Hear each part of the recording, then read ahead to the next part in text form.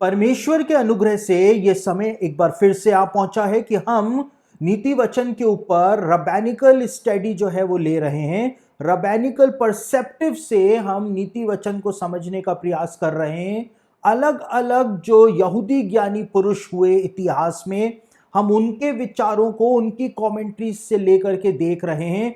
हम राशि की कमेंट्री से वचन को समझने का प्रयास कर रहे हैं। हम मैथ्यूदोस की कमेंट्री से वचन को समझने का प्रयास कर रहे हैं। हम विल्ना गाउन की कमेंट्री से वचन को समझने का प्रयास कर रहे हैं। हम इब्न एजरा की कमेंट्री से वचन को समझने का प्रयास कर रहे हैं। हम यलकूत शिमोनी से वचन को समझने का प्रयास कर रहे हैं। तो अलग अलग कमेंट्रीज जो हैं, मिद्राश जो है, तारगुम जो है, हम उससे नीति वचन को समझने का प्रयास कर रहे हैं। तो एक रबैनिकल इनसाइट हम नीति वचन के ऊपर प्राप्त कर रहे हैं। और आपने इस बात को महसूस किया होगा बीते अध्ययनों में कि अभी तक जो आप नीति वचन पढ़ते हुए आए, नीति वचन को समझते हुए आए, जब हम रबैनिकल परसेप्टिव से नीति वचन को समझते हैं तो एक दूसरा ही भाव और नीति वचन का दूसरा ही पहलू निकल करके हमारे सामने आ जाता है। एक ऐसा पहलू कि हम जीवन भर नीति वचन को पढ़ते रहते हैं, हम तब भी उस पहलू को नहीं पकड़ पाते,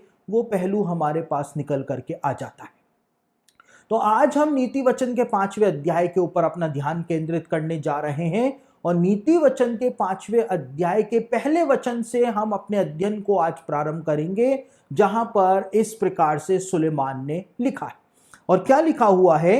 हे मेरे पुत्र, मेरी बुद्धि की बातों पर ध्यान दे, मेरी समझ की ओर कान लगा।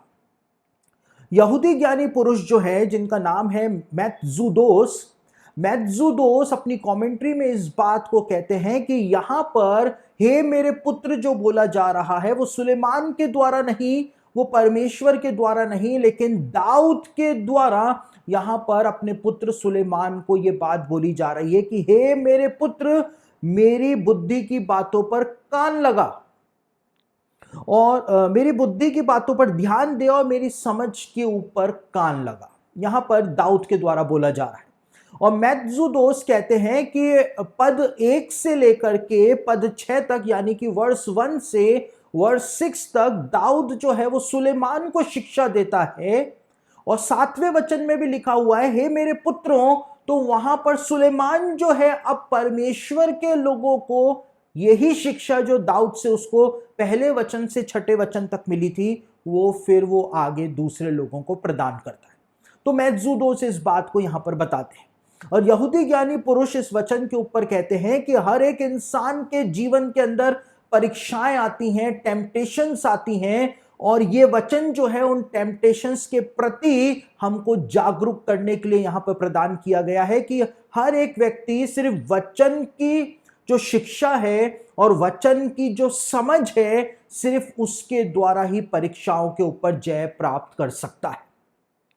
और कैसे कर सकता है? जिसको वचन की शिक्षा जिसके पास है, यहां पे बुद्धि जो शब्द इस्तेमाल हुआ है, बुद्धि का मतलब हमने देखा है कि बुद्धि यानी विजडम का मतलब क्या है? परमेश्वर के वचन का ज्ञान होना विजडम है। तो जिसके पास परमेश्वर के वचन का ज्ञान है और ज्ञान के साथ साथ उसके पास उसकी समझ है। आज वचन का ज्ञान बांटने वाले तो बहुत हैं, लेकिन वचन की समझ रखने वाले बहुत कम लोग हैं। हमने इस बात को भी अलग अलग एग्जाम्पल्स से बीते लेसन्स के अंदर देखा था। तो यहां पर जो व्यक्ति वचन का ज्ञान रखता है, बुद्धि रखता है और जिसके पास समझ है, तो वो बहुत दूर तक फ्यूचर में देखता है कि यदि ये परीक्षा के अंदर मैं फेल हो गया तो फिर मेरा फ्यूचर क्या हो जाएगा, मेरा फ्यूचर गड़बड़ हो सकता है, मेरे साथ ऐसा भी हो सकता है। लेकिन जो दुष्ट है, जिसके पास परमेश्वर के वचन का ज्ञान नहीं है और ना ही परमेश्वर के वचन की समझ है, वो फ्यूचर के बारे में कभी सोचता ही नहीं है, वो दूरदर्शन नहीं होता है। अब आप कहेंगे आज तो दूरदर्शन का जमाना ही नहीं है, लेकिन मैं दूसरे कॉन्टेक्स्ट में यहां पर बात कर रहा हूं, जो दूर की बात देख लेता है कि फार फ्यूचर के अंदर मेरे साथ क्या हो सकता है अगर मैंने यहां पर गलती कर दी। तो ये वचन यहूदी ज्ञानी पुरुष कहते हैं, ये वचन हर एक परमेश्वर के जन को जागरूक करता है कि उसके पास परमेश्वर के वचन का ज्ञान और परमेश्वर के वचन की समझ होनी चाहिए, तभी वो टेम्पटेशंस के ऊपर, परीक्षाओं के ऊपर जय प्राप्त कर सकता है। अब यहां पर दाऊद जो है वो कान लगाने के लिए कहता है। कान लगा यानी कि ध्यान से सुन। जब परमेश्वर का वचन बोला जा रहा है, परमेश्वर के वचन की बातें सिखाई जा रही हैं, तो तू बहुत ध्यान दे करके सुनना, क्योंकि सुनना बाइबल में लिखा है रोमियो के पत्री में प्रभु मसीह के वचन से होता है। और हमने इस बात को भी पहले ही जाना है कि विश्वास यदि आपको अपना बढ़ाना है तो वचन को सुनना ही पड़ेगा, वचन को सुनना पड़ेगा। अब दूसरे वचन में क्या लिखा है, हम उस बात को पढ़ लेते हैं। जिससे तेरा विवेक सुरक्षित बना रहे और तू ज्ञान के वचनों को थामे रहे। अब ये यहां पर हमारे हिंदी के बाइबल में ट्रांसलेशन मिस्टेक है। इस वचन का पहला भाग जो है वो तो सही लिखा हुआ है कि जिससे तेरा विवेक सुरक्षित बना रहे। परमेश्वर के वचन का ज्ञान हमारे पास होगा, परमेश्वर के वचन की समझ हमारे पास होगी, तो हमारा विवेक सुरक्षित बना रहेगा। हम टेम्पटेशंस के अंदर नहीं गिरेंगे, हम पाप के छल के अंदर आएंगे ही नहीं। लेकिन दूसरा भाग जो है वो हिंदी की बाइबल में अलग लिखा हुआ है, इंग्लिश में अलग लिखा हुआ है, और जो इंग्लिश में लिखा हुआ है वही हिब्रू बाइबल के अंदर लिखा हुआ है। तो हिंदी में यहां पे लिखा है और तू ज्ञान के वचनों को थामे रहे, लेकिन इंग्लिश में आपके लिए पढ़ रहा हूं, और जो इंग्लिश में लिखा हुआ है वही हिब्रू बाइबल में लिखा हुआ है, एंड योर लिप्स, तुम्हारे होठ, एंड योर लिप्स में गार्ड नॉलेज।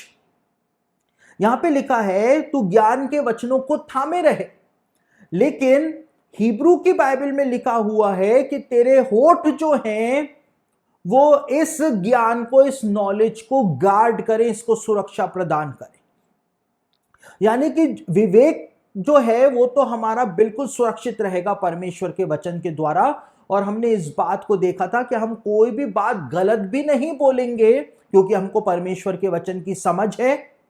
साथ ही साथ जब हम परमेश्वर के वचन को अपने मुंह से दोहराते जाएंगे तो वो हमको बचाएगा, परमेश्वर का वचन, ऐसी परीक्षाओं में गिरने से, पड़ने से।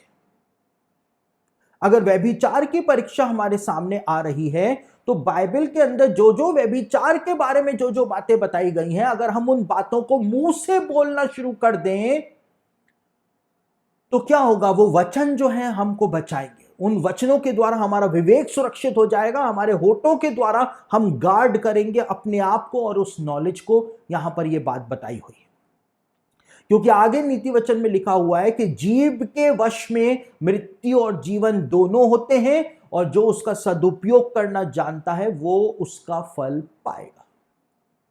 अगर हम सदुपयोग करेंगे, परमेश्वर का वचन अपने मुंह से बोलेंगे, तो ये वचन जो है वो हमको सुरक्षा प्रदान करेगा। अब आगे तीसरे वचन के अंदर क्या लिखा हुआ है, बहुत इंपॉर्टेंट बात लिखी हुई है। इस बात को समझ लेना बहुत ज्यादा जरूरी है, क्योंकि पराई स्त्री के लिए ओरिजिनल हिब्रू के अंदर जो वर्ड आया है वो है स्ट्रेंज वुमेन, यानी विचित्र स्त्री।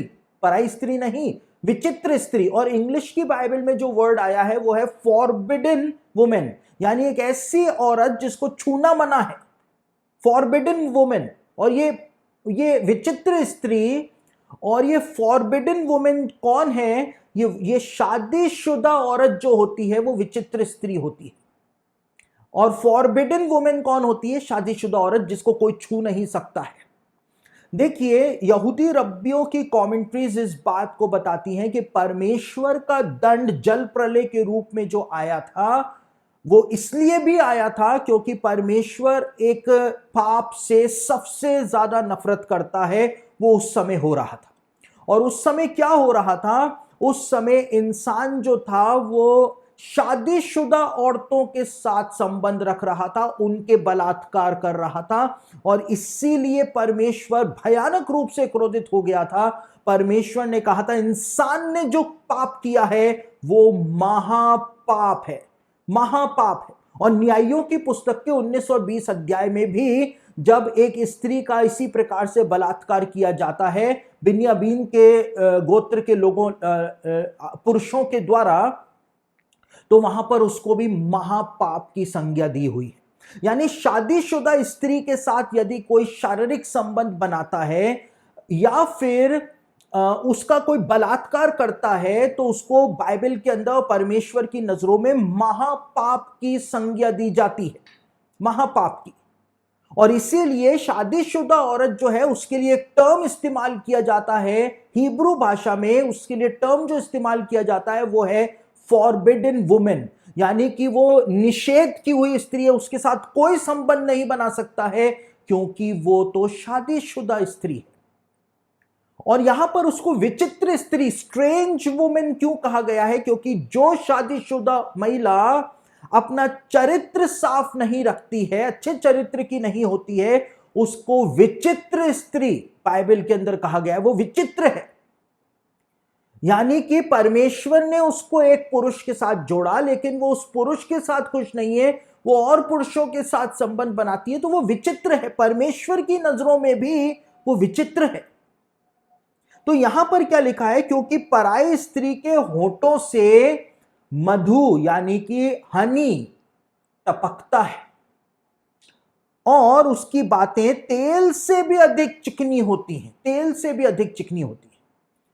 यानी कि वो स्त्री जो होती है वो इतनी ज्यादा सुंदर होती है कि उसको देखते के साथ ही जो दूसरे पुरुष होते हैं, जवान लड़के होते हैं या शादीशुदा पुरुष होते हैं, उनको लालच आता है। उसके होठों से तो मधु टपकता है और उसकी बातें तेल से भी ज्यादा चिकनी होती हैं। वो इतनी मीठी मीठी बातें बोलती है, ऐसी बातें बोलती है कि घर में पत्नी की बातें तो अच्छी नहीं लगती हैं, उसी से बात करना अच्छा लगता है क्योंकि वो इतना मीठा बोलती है। तो यहां पर बताया हुआ है कि जो विचित्र स्त्री है, फॉरबिडन वुमेन है, शादीशुदा है लेकिन उसने अपने चरित्र को नहीं संभाल करके रखा, इसलिए वो विचित्र हो गई। और ये विचित्र स्त्री जो है इतनी सुंदर है, इसको देख करके लालच आता है, लेकिन वो फॉरबिडन वुमेन है। तू ध्यान रखना इस बात का। और तू कब इस बात का ध्यान रख पाएगा? जब तेरे पास वचन का ज्ञान होगा और वचन की समझ होगी। ज्ञान काफी नहीं है क्योंकि शैतान ज्ञान के ऊपर पर्दा डाल देता है। पाप करते समय समझ में नहीं आता है कि परमेश्वर के वचन में क्या लिखा हुआ है, पर्दा डाल देता है, लेकिन समझ होनी बहुत जरूरी है। वचन की प्रैक्टिकल नॉलेज होनी बहुत जरूरी है, तब जाकर के परीक्षाओं पर जय प्राप्त हो सकती है। इसीलिए दाऊद क्या कह रहा है? दाऊद सुलेमान को कह रहा है कि तू कान लगा मेरी बातों पर और अपने होठों से तू वचन के ज्ञान को गार्ड कर, उसकी रक्षा कर, तो वो तेरी रक्षा करेगी। सिर्फ वचन जो है उसका ज्ञान और उसकी समझ, क्योंकि वचन की समझ जब होगी तो आपके अंदर परमेश्वर का डर होगा, वो ही आपको इस विचित्र स्त्री से बचा सकता है, क्योंकि उसके तो होठों से मधु टपकता है और वो बहुत मीठी बातें करती है। अब उसके बाद चौथे वचन में लिखा हुआ है, देखिए यहां पर तो मधु टपक रहा था, हनी टपक रहा था, और अब कोई उस हनी को अगर ले लेता है, ले लिया, मान लीजिए बाय चांस ले लिया किसी ने, किसी शादीशुदा पुरुष ने किसी शादीशुदा स्त्री के होठों से टपकने वाले उस मधु को ले लिया, तो क्या होता है? वो मधु नहीं है, वो जहर है। आगे के वचन में लिखा हुआ है, क्या लिखा हुआ है? परंतु इसका परिणाम, इसका रिजल्ट जो है नागदौना सा कड़वा और दो-धारी तलवार सा पैना होता है। नागदौना सा कड़वा और दो-धारी तलवार सा पैना होता है। नागदौना बिल्कुल जहर की तरह कड़वा होता है। आगे आने वाला जीवन जो है उसके अंदर जहर ही जहर घुल जाता है जीवन में।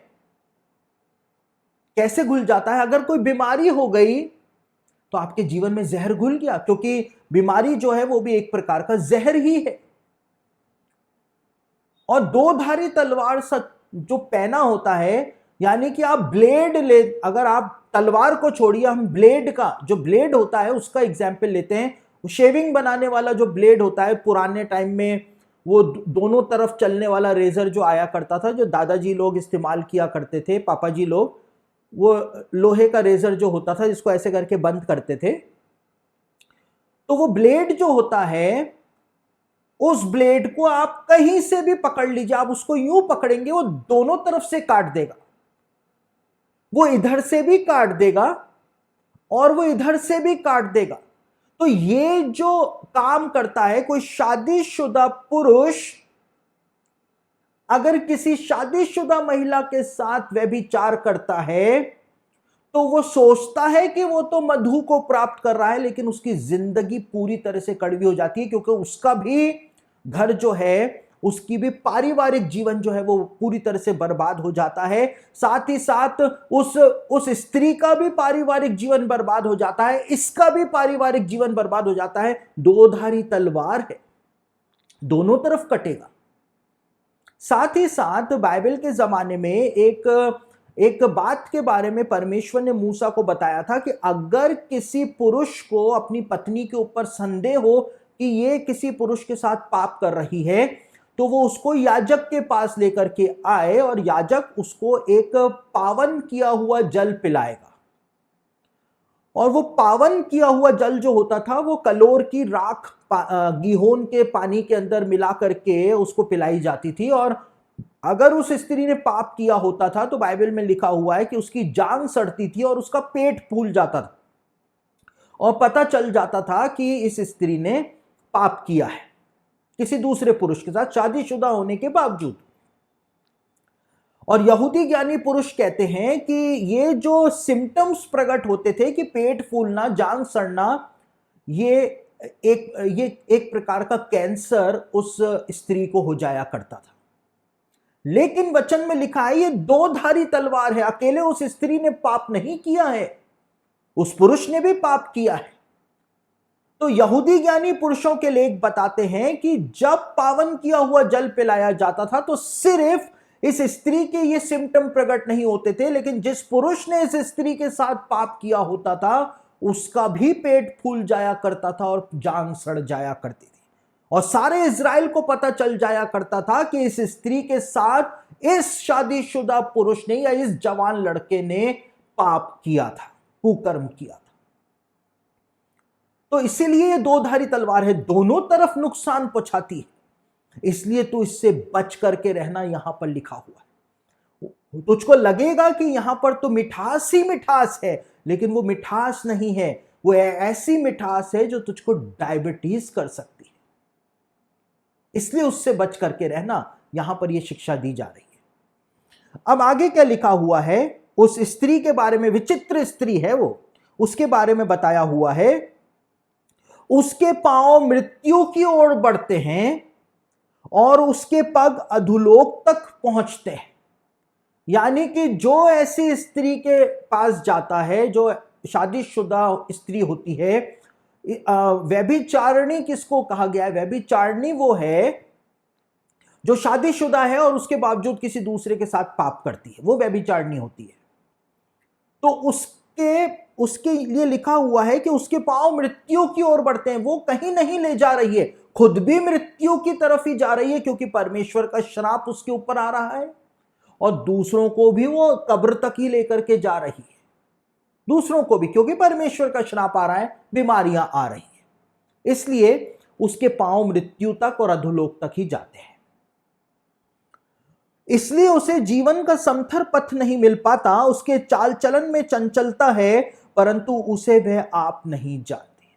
वो खुद गलत मार्ग पर है, लेकिन उसे वो खुद भी नहीं जानती। किन्हीं लोगों का कॉन्शियस जो है इस प्रकार से मर जाता है कि उनको लगता ही नहीं है कि वो कोई गलत काम कर रहे हैं, वो पाप कर रहे हैं, उनको लगता ही नहीं।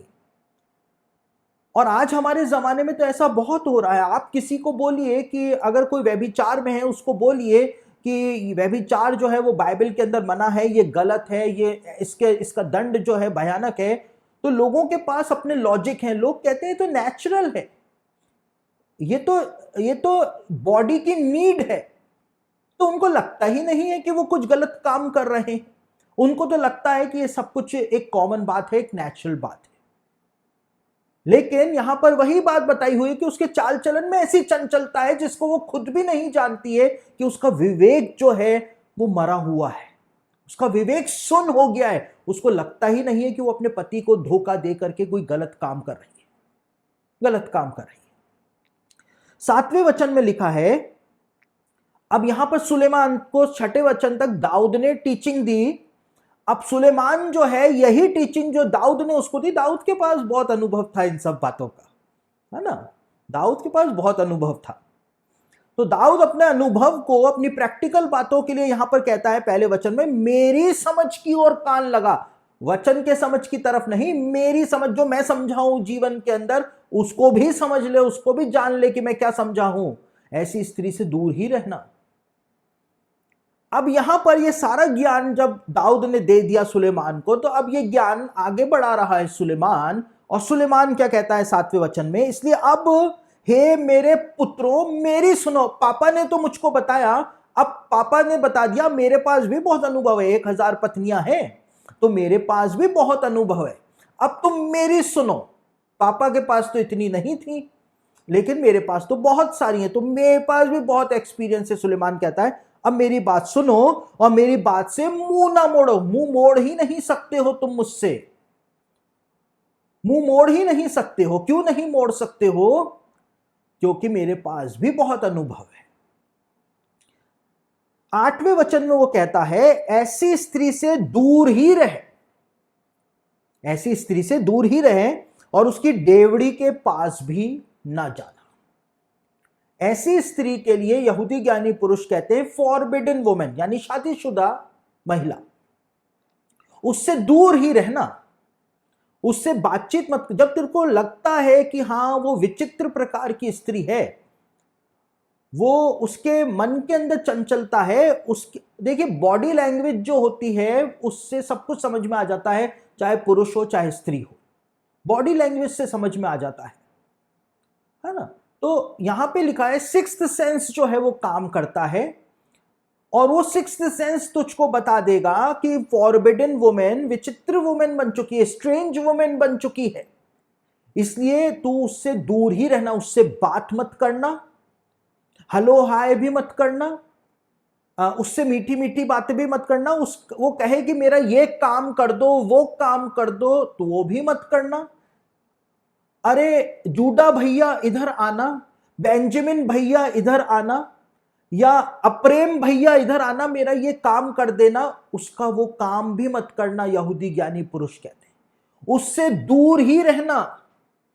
और यहां पर लिखा है और उसकी डेवड़ी के पास भी मत जाना, लेकिन इंग्लिश में और हिब्रू में दूसरी बात लिखी हुई है। वहां पे लिखा है and do not go near the door of her house, उसके घर के दरवाजे के पास भी मत जाना, दरवाजे के पास भी मत जाना भैया, तो दूर से ही निकल जाना।